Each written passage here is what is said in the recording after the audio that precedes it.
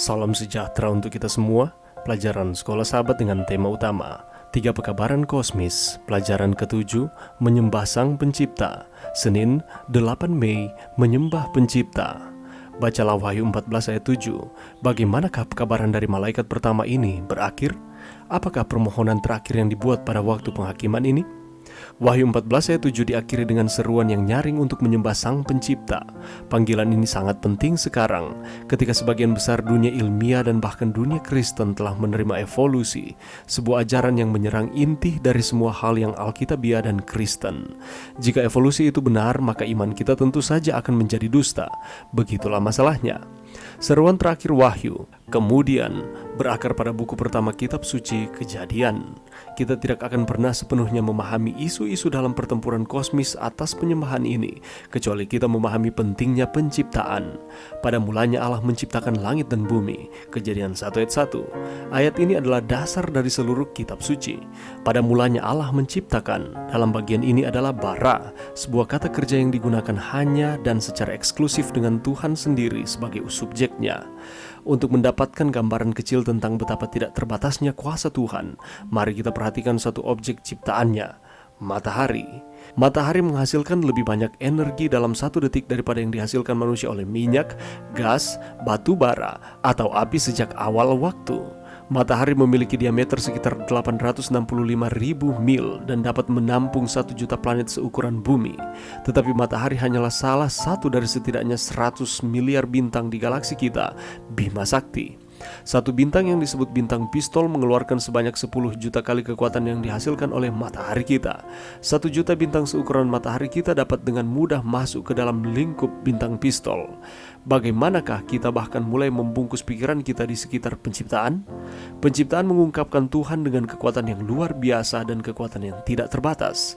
Kekuatan kreatifnya tidak hanya membawa langit dan bumi menjadi ada, tetapi tetap bekerja demi umatnya selama berabad-abad. Dia adalah Tuhan yang memulai dunia ini, yang selalu hadir di dunia ini, dan yang tidak akan pernah meninggalkan umatnya di dunia ini.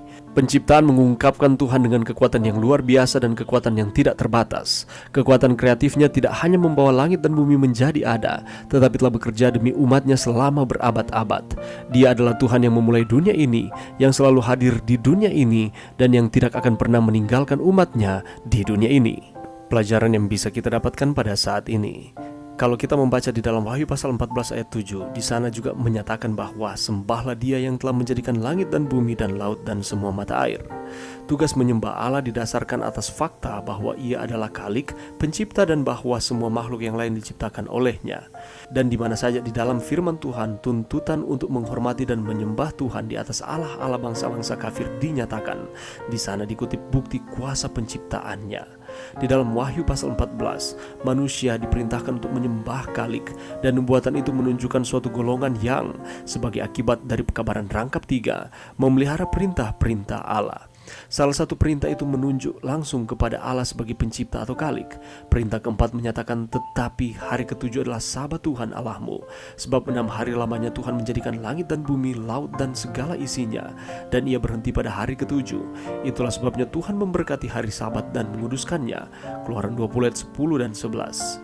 Mengenai hari Sabat lebih jauh Tuhan berkata bahwa itu adalah menjadi peringatan di antara aku dan kamu, supaya orang mengetahui bahwa akulah Tuhan Allahmu. Yehezkiel 20 ayat 20. Pentingnya hari Sabat sebagai peringatan penciptaan adalah bahwa itu terus mengingatkan alasan yang benar mengapa Allah patut disembah, sebab Dia adalah Khalik pencipta dan kita adalah makhluk-makhluknya.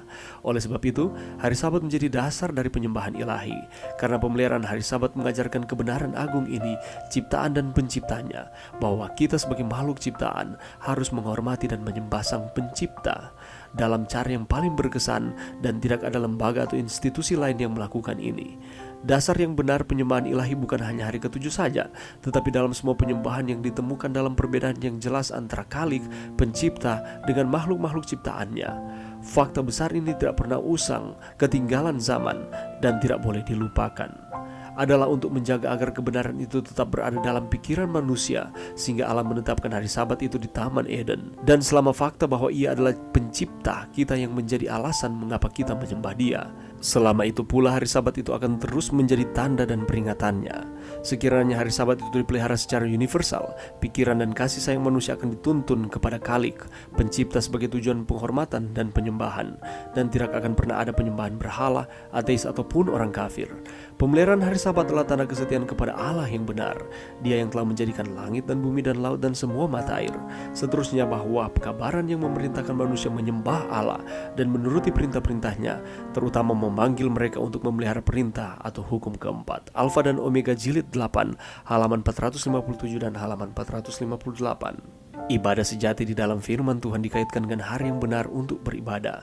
Panggilan untuk menyembah Tuhan pencipta langit dan bumi dan laut dan mata air mencerminkan hukum yang keempat dari 10 perintah. Kalau kita kembali ke dalam Kejadian 2 ayat 1-3, berkaitan erat dengan Wahyu pasal 14 ayat 7 terkait dengan penyembahan ini. Ini adalah panggilan untuk menyembah Tuhan yang menciptakan bumi ini dalam 6 hari dan menjadikan Sabat sebagai hari yang suci. Dia menjadikan alam semesta, Dia yang menjadikan dunia kita, Dia yang mengisi dengan karya ciptaannya. Dan kita manusia diciptakan menurut gambar dan rupa Allah. Itulah sebabnya sebagai makhluk ciptaan kita harus menyembah Sang Pencipta kita. Itulah sebabnya tidak ada alasan bagi kita untuk tidak menyembah Tuhan. Kita harus menyembah Tuhan di dalam kehidupan kita, karena penciptaan mengungkapkan Tuhan dengan kekuatan yang luar biasa dan kekuatan yang tidak terbatas. Kekuatan kreatifnya tidak hanya membuat langit dan bumi menjadi ada, tetapi telah bekerja demi umatnya selama berabad-abad. Dia adalah Tuhan yang memulaikan dunia ini, yang selalu hadir di dunia ini, dan yang tidak akan pernah meninggalkan umatnya di dunia ini. Itulah sebabnya mari kita menyembah Tuhan di dalam setiap kehidupan kita. Mari berdoa. Terima kasih Tuhan atas firman-Mu pada saat ini. Bantu kami Tuhan untuk kami dapat menyembah Tuhan dengan sungguh-sungguh di dalam kehidupan kami.